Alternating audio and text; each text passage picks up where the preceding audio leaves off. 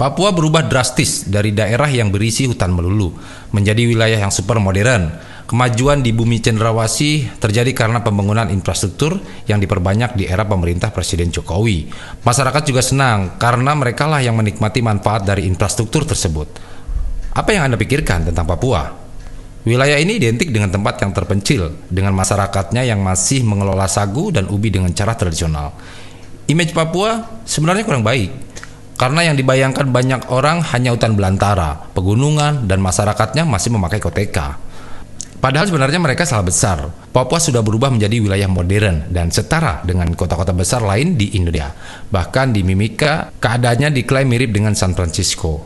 Saking majunya, Abang Danpo. Modernitas Papua adalah hasil kerja keras pemerintah di bawah komando Presiden Jokowi yang menginginkan kesetaraan antara Indonesia Barat dan Timur.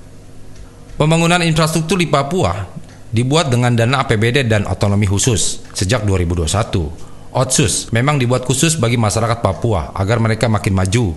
Bahkan sekarang sudah ada bukti nyatanya, yakni jembatan Yutefa, Bandara Internasional Sentani, Jalan Trans Papua, Gor Lukas NMB, dan lain-lain. Dana yang digelontorkan memang tidak main-main, Abang Danpo. Bahkan pada Otsus Jilid 2, pemerintah pusat memberikan sampai lebih dari 1 triliun rupiah dari kemajuan Papua. Ditambahnya, dana untuk pembangunan bumi cendrawasih ini karena sebagian juga untuk biaya penyelenggaraan PON 2 Papua yang dilaksanakan akhir tahun 2021. Dana ini masih ditambah dengan uang sebanyak 9 triliun rupiah yang akan dikelola oleh Kementerian PUPR.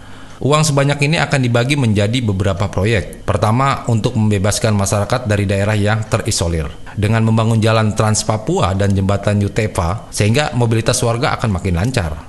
Proyek kedua adalah pembangunan kapasitas SDM. Jadi, nanti para pekerja proyek mulai dari yang kasar hingga petinggi proyek akan diprioritaskan dari warga asli Papua. Hal ini akan bermanfaat bagi masyarakat karena mereka mendapatkan honor dari proyek ini. Selain itu, Abang Danpo, mereka juga diberi kesempatan untuk membangun daerahnya sendiri dan mendapat kepercayaan yang besar.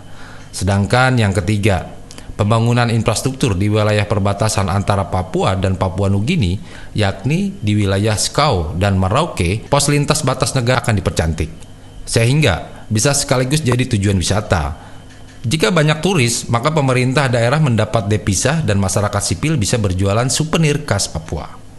Selain pembangunan infrastruktur, ada program pendamping yakni PKT alias padat karya tunai.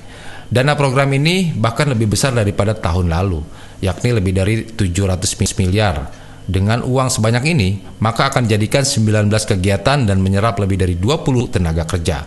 Masyarakat sipil tak perlu bingung karena bisa mengikuti program ini dan mendapat mata pencarian kembali. Dengan dibangunnya gedung, jalan, bandara, dan infrastruktur lain di Papua, maka masyarakat akan makin maju. Pertama, mobilitas diperlancar sehingga hemat waktu dan tenaga. Kedua, kemudian akses jalan akan menarik turis asing yang akan berwisata ke Papua pasca pandemi.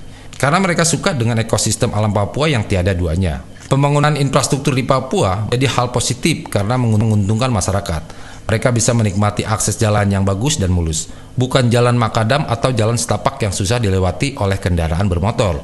Selain itu, Abang Danpo, modernitas Papua juga menarik wisatawan asing yang akan berlibur tanpa takut melawan jalan yang rusak.